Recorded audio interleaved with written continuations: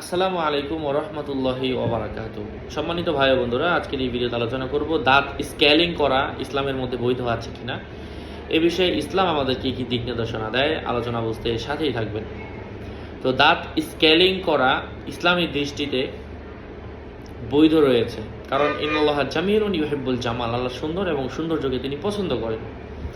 এই জন্য অবশ্যই দাঁতে কোনো সমস্যা থাকলে আপনারা দাঁত স্কেলিং করতে পারেন, দাঁত ক্লিন করা, তারপরে হচ্ছে দাঁতের সৌন্দর্য বর্ধনের জন্য। তবে একটা হচ্ছে যে দাঁতের মধ্যে বিভিন্ন ধরনের, একটা হচ্ছে সৌন্দর্যের জন্য কিছু করা, আবার এমন কিছু করা যাবে না যেটা করলে আবার ইসলামের বাহিরে চলে যায়, ইসলামে নিষেধ করেছে এমন কোনো ধরনের স্কেলিং করা যাবে না। এটা হচ্ছে শুধুমাত্র স্কেলিং করতে হয়তো বা পরিষ্কার করা অথবা দাঁত বাঁধানো এই জাতীয় কিছু করা যেতে পারে। যেহেতু আপনার সমস্যা, আপনি খেতে পারেন না, সেক্ষেত্রে অবশ্যই করা যেতে পারে।